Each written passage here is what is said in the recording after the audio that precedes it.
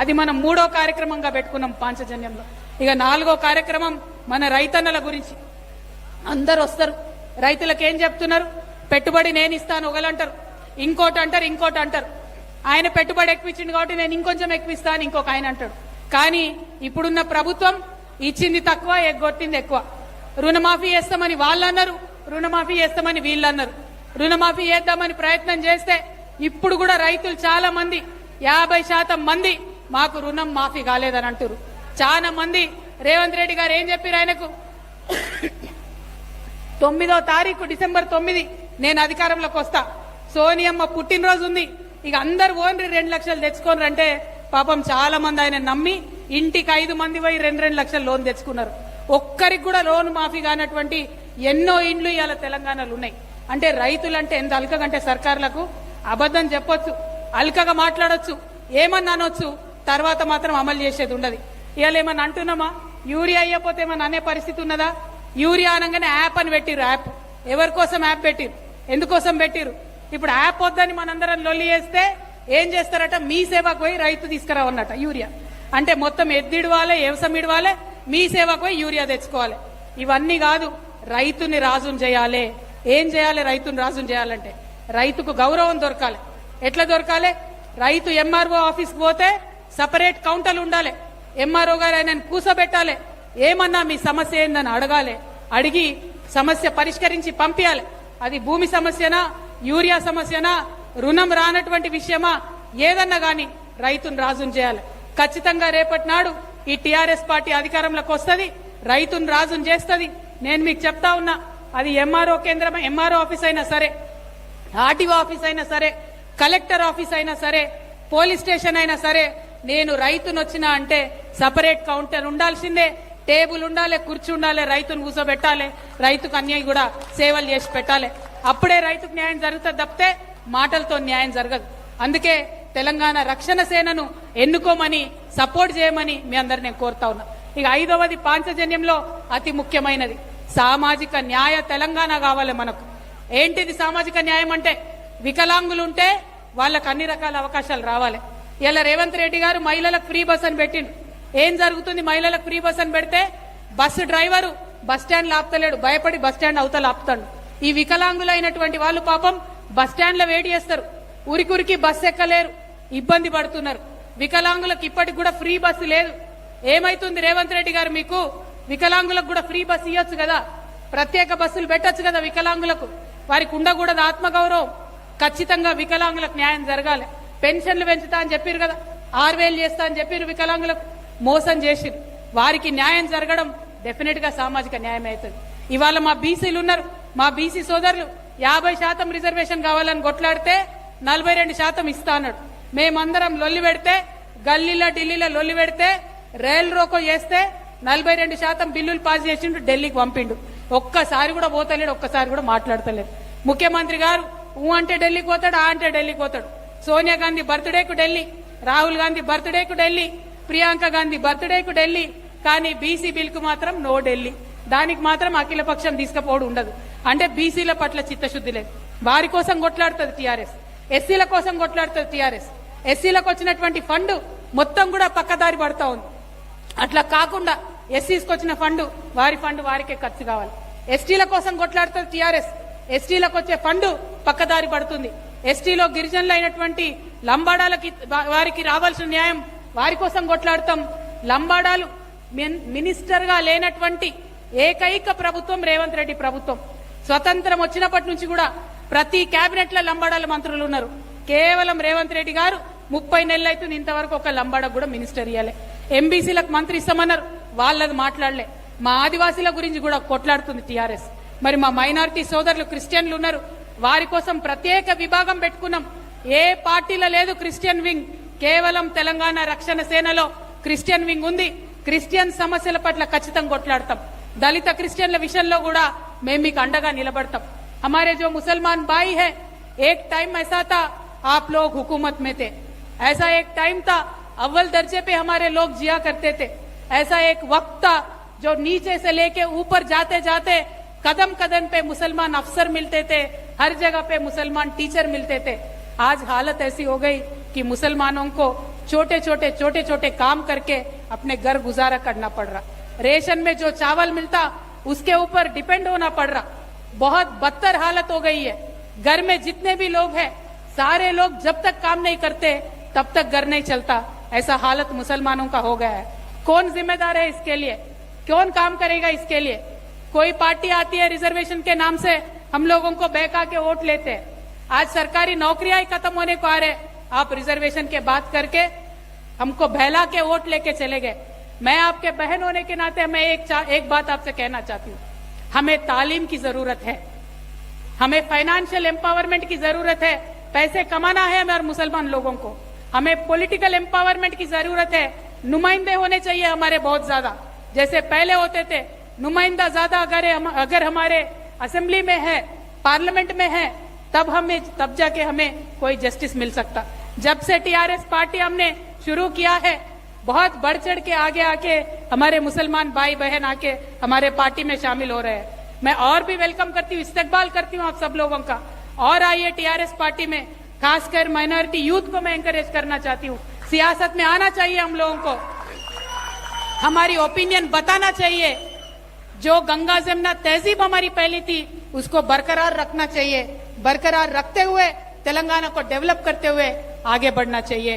పాంచజన్యంలో ఉన్న అత్యంత ముఖ్యమైన 5వ అంశమైన సామాజిక న్యాయం పట్ల చిత్తశుద్ధితో మేమందరం కలిసి పనిచేస్తాం। మరి ఇంకొక మాట చెప్పాలి, మీ అందరికీ తెలుసు మన భారతదేశాన్ని జంబూ ద్వీపం అంటారు। జంబూ ద్వీపం అంటే జంబూ ఫలం అని దొరుకుతుంది, చాలా ఇష్టం నాకు। జంబూ ఫలం అంటే ఏందో అనుకున్నారు, అల్లనేరేడు పండు తెలుసా? అల్లనేరేడు పండు అయితే నాకు బాగా ఇష్టం అల్లనేరేడు పండు। ఈ సంవత్సరం అల్లనేరేడు బాగా కాసింది। ఘోరం ఏంటంటే మనకి ఇష్టమైన పండే తినడానికి బానే ఉంటది, కానీ ఏ సంవత్సరం అయితే అల్లనేరేడు పండు బాగా కాత కాస్తుందో ఆ సంవత్సరం వర్షాలు తక్కువ పడతాయట। అల్లనేరేడు పండ్లు కాత చూసే నేను అనుకున్న వర్షం ఈసారి హ్యాండ్ ఇచ్చేటట్టు ఉందని। ఆ తర్వాత వాతావరణ శాఖ వచ్చి చెప్పింది ఈసారి సూపర్ ఎల్ నీనో వస్తున్నది, వర్షపాతం ఆగమాగం ఉన్నది। మరి ఇయాలటికి కూడా తెలంగాణలో 40% వర్షపాతం ఉన్నది। ఈ విషయం ఎప్పుడు తెలుసు మనకు? 6-7 నెలల కిందనే తెలుసు వర్షపాతం తక్కువ వస్తుంది, 40% వాన పడుతుంది అని చెప్పి। కానీ మన రేవంత్ రెడ్డి గారు, మన ప్రభుత్వం ఏమాత్రం కూడా ఏర్పాట్లు చేయలే। మనం మొత్తం కోరుట్ల, మెట్పల్లి, కరీంనగర్, ఉత్తర తెలంగాణ అంతా కూడా గోదావరి నది పైన ఆధారపడి ఉంటాం। మనం గోదావరి నది మీద చిన్నవి పెద్ద అన్ని కలిపితే 57 రిజర్వాయర్లు ఉన్నాయి మనకు। ఆ 57 రిజర్వాయర్ల 418 టీఎంసీలు దాచిపెట్టుకుని నిల్వ ఉంచుకునే కెపాసిటీ ఉంది। కానీ రేవంత్ రెడ్డి గారి ప్రభుత్వం నిర్లక్ష్యంతోని, రేవంత్ రెడ్డి గారి ప్రభుత్వం అలసత్వంతోని ఇవాళ 418 టీఎంసీలు ఉండాల్సిన కాడ కేవలం 93 టీఎంసీలు ఉన్నాయి। అంటే ఇప్పుడు పరిస్థితి ఏంది? రైతులకు నీళ్లు ఇచ్చే పరిస్థితి లేదు, రైతుల నీళ్లు పక్కకు పెడితే తాగడానికి నీళ్లు ఇచ్చే పరిస్థితి కూడా లేనటువంటి విషయం ఉన్నది। మరి నీళ్ల విషయం తెలియదు, రైతు విషయం తెలియదు, వ్యవసాయం విషయం తెలియదు, ఏం చేస్తున్నట్టు ఈ ప్రభుత్వం అని నేను రేవంత్ రెడ్డి గారిని ప్రశ్నిస్తున్నా। మన కోరుట్లలో ముఖ్యంగా వరద కాలువ, మన జగిత్యాల జిల్లాలో వరద కాలువలో నీళ్లు లేకపోవడంతో ఇవాళ ధర్మపురిలో, పెగడపల్లిలో 1500-1600 ఎకరాలు మొత్తం పడవబడి ఉండే పరిస్థితి వచ్చింది। మన గూడెం లిఫ్ట్ ఉంటది, చిన్న చిన్న రిపేర్లు చేయలేక కాంగ్రెస్ ప్రభుత్వం వచ్చి 30 నెలలైంది। ఈ కోరుట్ల మండలంలో 1000 ఎకరాలు ఎండిపోతుంది, మెట్పల్లి మండలంలో 1500 ఎండిపోతా ఉన్నది। మరి ఇట్లా చూసుకుంటా పోతే, చెప్పుకుంటా పోతే కాళేశ్వరంలో ప్యాకేజ్ 22 లేక 7500 ఎకరాలు ఇబ్రహీంపట్నంలో సాగులోకి రానటువంటి పరిస్థితి ఉంది।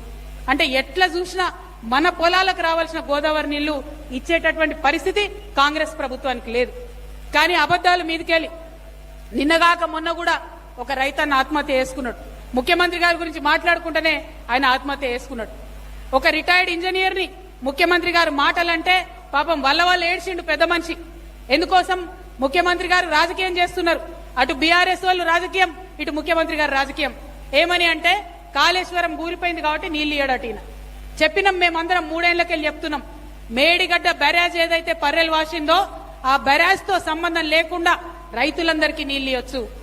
కన్నెపల్లిని వాడుకొని కన్నెపల్లి పంప్ హౌస్ నుండి, అన్నారం సుందీల నుండి తీసుకొచ్చి ఎల్లంపల్లిలో నీళ్లు వస్తే ఇవాళ మన ఎస్ఆర్ఎస్పీ నిండుతుంది, మన వరద కాలువ నిండుతుంది, మన మల్లన్న సాగర్ నిండుతుంది, వీటన్నిటితో నీళ్లు ఇవ్వచ్చు। కానీ ఆ మాట మాట్లాడతలేడు ముఖ్యమంత్రి। మాట్లాడకుండా ఏమంటుండు?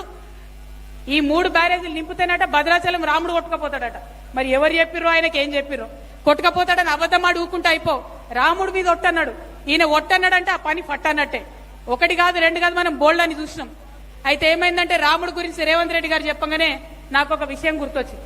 మొన్న ఈ మధ్యనే భద్రాచలంలో రాముల వారి కళ్యాణం అయింది. దానికి రేవంత్ రెడ్డి గారు సతీ సమేతంగా అయినరు, ముఖ్యమంత్రి గారు కాబట్టి.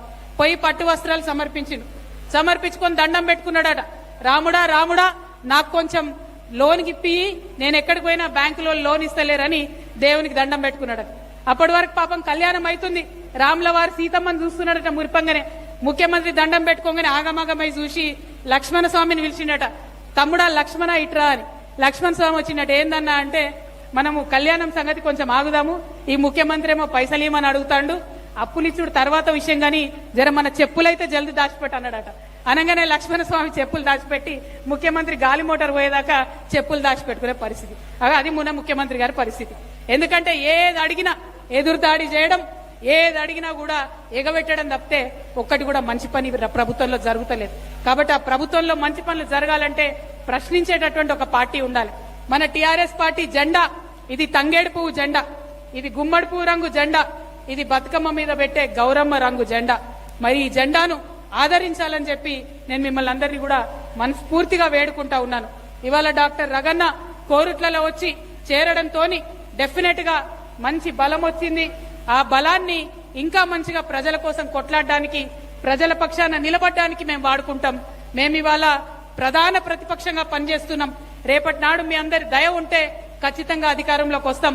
వచ్చి ఇప్పుడు దాకా చెప్పిన పనులన్నీ కూడా చేసి పెడతాం. మరి రగన్న అన్ని పార్టీలు నమ్ముకొని మోసపోయింది అన్నారు. అన్న అన్ని పార్టీల అన్నలు ఉన్నారు కదన్న, మోసం చేస్తారు. ఇది అక్క పార్టీ, మోసం ఉండదు. ఖచ్చితంగా ఖచ్చితంగా ఖచ్చితంగా రగన్నను అసెంబ్లీకి పంపేది ఖాయం.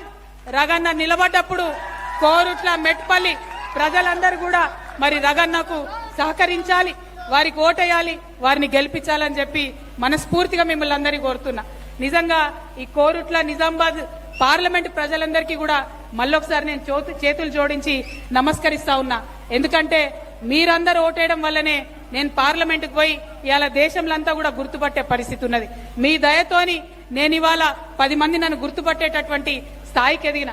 మరీ ముఖ్యంగా కోరుట్ల మెట్పల్లిలో ఉన్న ఎవరైతే ముసల్మాన్ సోదరులు ఉన్నారో अब सबको मैं तहे दिल से और एक बार शुक्रिया अदा करना चाहती हूँ, क्योंकि हर टाइम आप हमारे साथ रहे, हर टाइम आप हमारे बहन, आप मुझे अपने बहन मान के एक फैमिली मेंबर का आपने दर्जा दिया. पूरे पार्लियामेंट के हल्के में मुसलमान भाइयों ने वो रेस्पेक्ट मुझे दिया. तो इसी रिलेशनशिप से, इसी रिश्ते से मैं आपसे मांगती हूँ कि आप टीआरएस पार्टी का तायद करिए, रगन्ना को सपोर्ट कीजिए, पवन को सपोर्ट कीजिए, टीआरएस पार्टी को आगे बढ़ाइए. हम आपके लिए काम करेंगे. Thank you. जय तेलंगाना, जय तेलंगाना, जोहार तेलंगाना మన వీరులకు, జోహార్ తెలంగాణ మన వీరులకు. కొనసాగిస్తాం ప్రొఫెసర్ జయశంకర్ గారి ఆశయాలను, కొనసాగిస్తాం ప్రొఫెసర్ జయశంకర్ గారి ఆశయాలను. జై తెలంగాణ.